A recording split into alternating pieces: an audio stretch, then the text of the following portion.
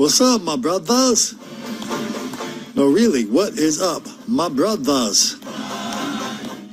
We had a little bit of argy-bargy on national television right before the kickoff of the Philadelphia Eagles and the Tampa Bay, North Carolina, whatever the other team was, with a guy named Malcolm Jenkins of the Eagles and the Carolina Panthers, a guy named Eric Reed. They're both safeties.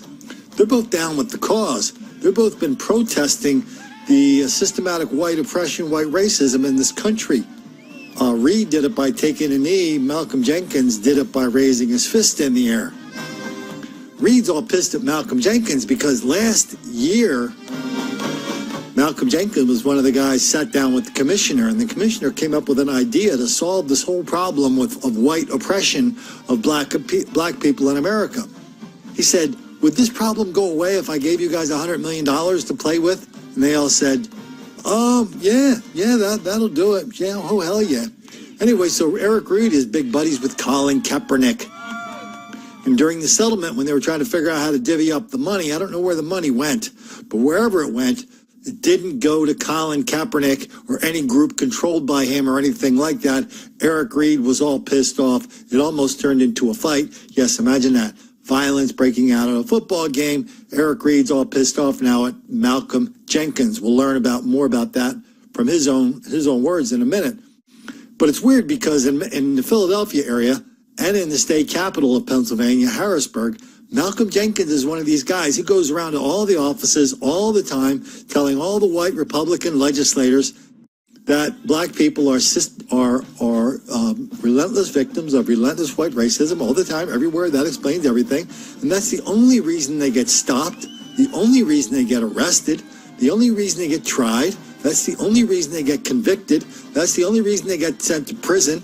And that's the only reason when they get out, they go back really quickly, all wildly out of proportion. It's all white racism.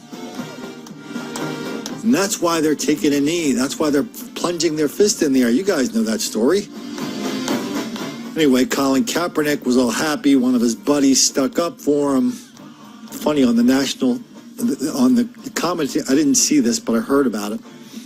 The commentators saw this because the camera went to it. These two players broke off from the coin toss, and they're kind of getting ready to have a little bit of argy-bargy right there before the game starts.